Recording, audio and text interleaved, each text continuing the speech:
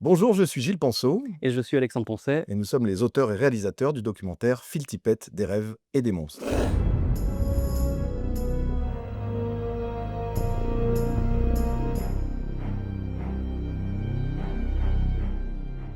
Un portrait de Phil Tippett, qui est un artiste d'effets spéciaux légendaire, qui a travaillé sur Jurassic Park, Robocop, Starship Troopers, qui a fait un film très important qui s'appelle Mad God.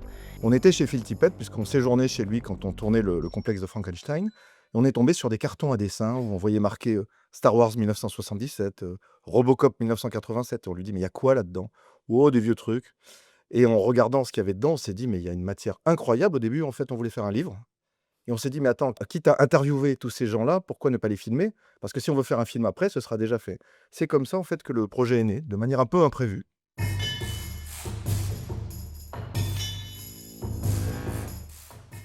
Le film a demandé 3 ans de travail.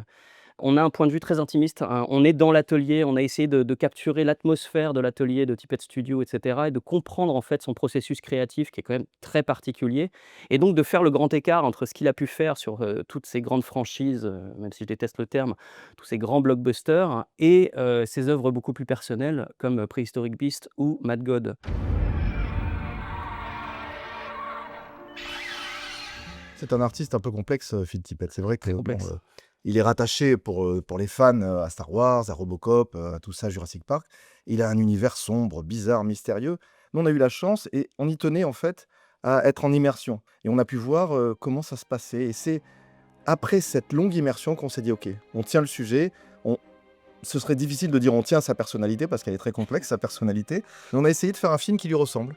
Mais sa personnalité d'ailleurs, elle est tellement complexe qu'il a 5 thèmes musicaux, dans le film. J'ai composé la musique du film et c'est assez organique la manière dont on a abordé ce portrait. Et d'ailleurs, le film, le titre anglais, c'est Mad Dreams and Monsters. C'est évidemment un clin d'œil à Mad God, parce qu'en fait, Mad God, c'est lui, c'est un dieu un peu fou, Phil Tippett.